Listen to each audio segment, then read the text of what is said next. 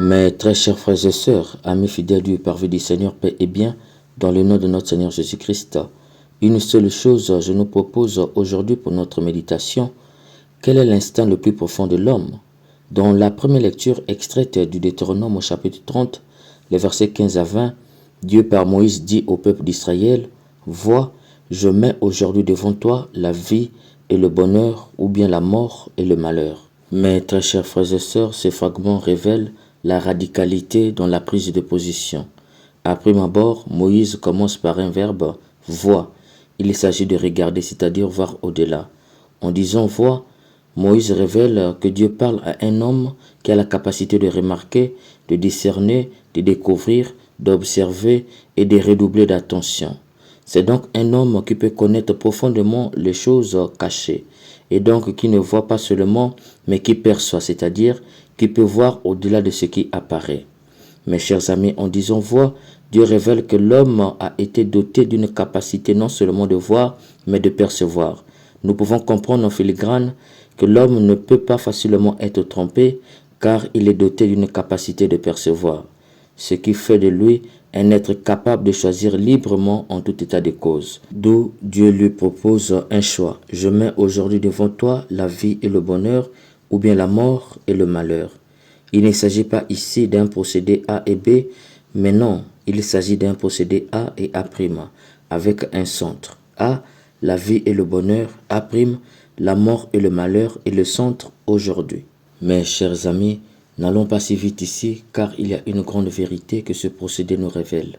Pour comprendre cela, posons-nous une question. Peut-on faire le choix entre 10 000 euros et 500 euros? Disons-nous la vérité, la réponse est non.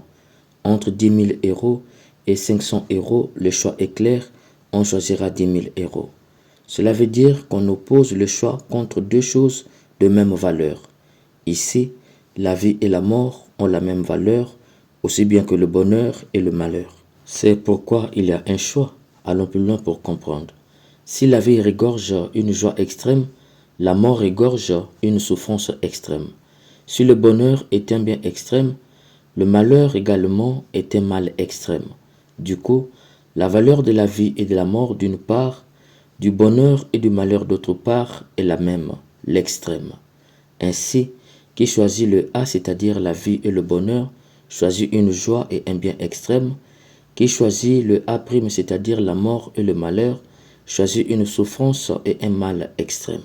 Outre cela, au centre, Dieu met aujourd'hui. Cela veut dire que c'est aujourd'hui qu'il faut faire le choix, soit opter pour le A ou pour le A'. Pourquoi? C'est parce que demain ne nous appartient pas. Mais au-delà, il y a une raison profonde. Dans ce choix, s'abstenir de opter pour le A ou pour le A' équivaut à choisir le A'. Quiconque refuse ou s'abstient de choisir la vie et le bonheur a de facto choisi la mort et le malheur. C'est dans ce sens que Dieu dit aujourd'hui, c'est-à-dire ne pas mourir sans choisir le chemin de la vie et du bonheur. Qui ne le fait pas a déjà choisi le chemin de la mort et du malheur. Qui s'abstient fait le même choix que celui qui a choisi la mort et le malheur. C'est dans ce sens que Dieu propose de choisir la vie aujourd'hui, ne pas attendre, mais choisir dès aujourd'hui. Quelle est cette vie? La suite nous le révèle. Écoute le commandement que je te donne aujourd'hui, aimer le Seigneur ton Dieu, marcher dans ses chemins, garder ses ordres, ses commandements et ses décrets. Alors, tu vivras et tu te multiplieras. Le Seigneur ton Dieu te bénira dans le pays dont tu vas prendre possession. Mais si ton cœur se détourne, si tu n'obéis point et tu te laisses entraîner à te prosterner devant d'autres dieux et à les servir, je vous déclare aujourd'hui que vous périrez, que vous ne prolongerez point vos jours dans le pays dont vous allez entrer en possession après avoir passé le Jourdain. J'ai mis devant toi la vie et la mort, la bénédiction et la malédiction. Choisis la vie afin que tu vives toi et ta postérité. Mes chers amis, chaque fois qu'il y a une répétition, cela veut dire que l'enjeu est sérieux. Ici, Moïse utilise le même procédé.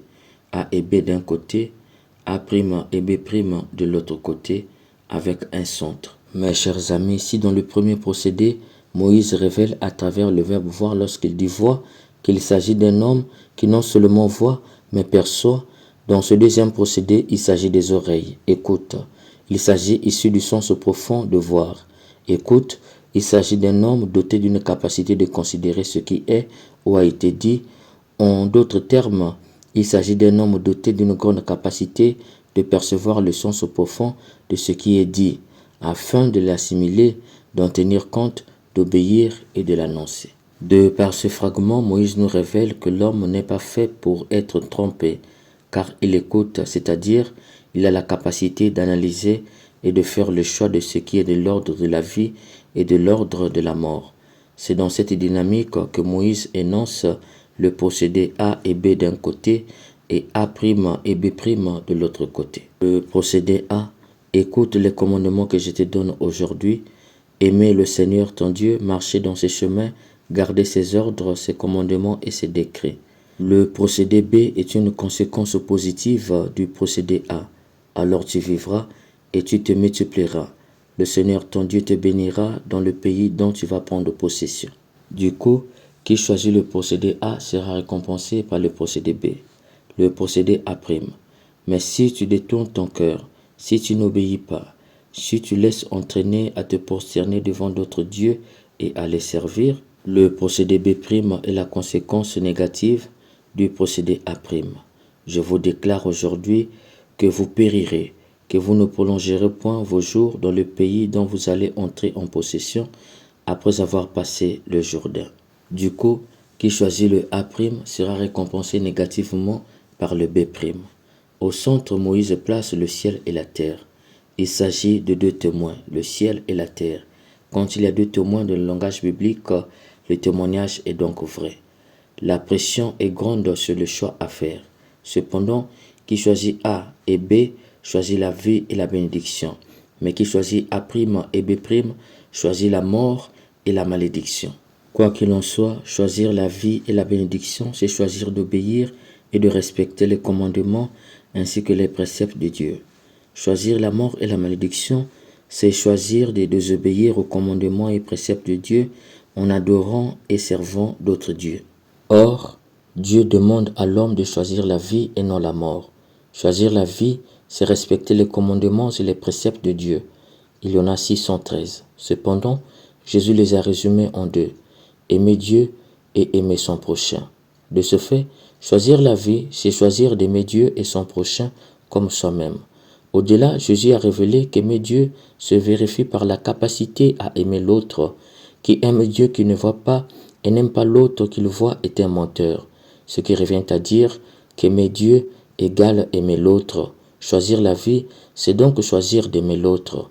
On aime l'autre lorsqu'on lui donne ce qui est bien en soi.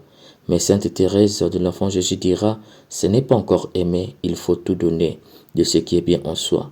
Même là, Sainte Thérèse dira, ce n'est pas encore aimer, il faut se donner soi-même. Là encore, elle dira, ce n'est pas encore aimer, il faut tout pardonner. Aimer l'autre, se le pardonner, peu importe le nombre de fois qu'il vous blesse et la grandeur de la faute commise.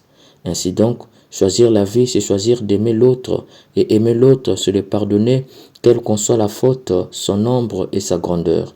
Qui fait ainsi aime Dieu, et qui aime Dieu choisit Dieu, et qui choisit Dieu choisit la vie.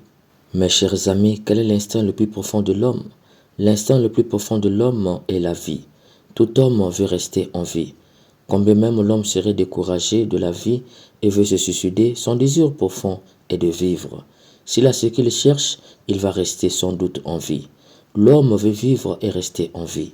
Remarquons bien, lors des funérailles, comment les gens pleurent. Je me rappelle avec amertume, ce jour où vêtu des habits sacerdotaux, je marchais pour aller faire les absoutes de mon très cher oncle.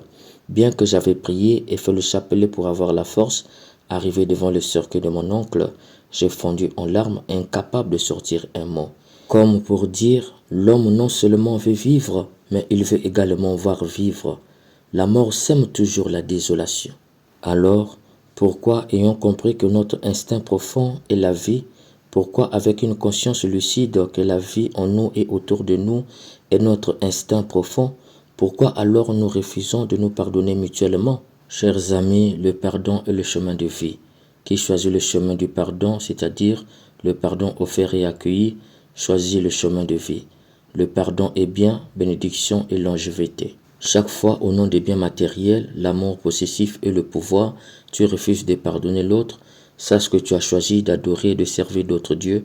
Tu es de facto en chemin de la mort et de malédiction.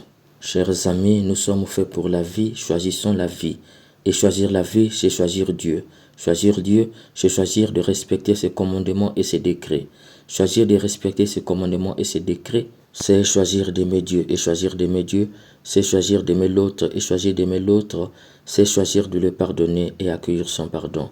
Qui offre et reçoit le pardon, choisit la vie en lui et autour de lui. Il sera toujours béni et prolongera ses jours sur terre, dit le Seigneur. Puisse l'Esprit Saint nous aider à prendre conscience que le chemin de pardon est un chemin de vie, de bénédiction et de longévité. Que ce temps de carême soit pour nous un temps favorable pour demander et recevoir le pardon. Amen.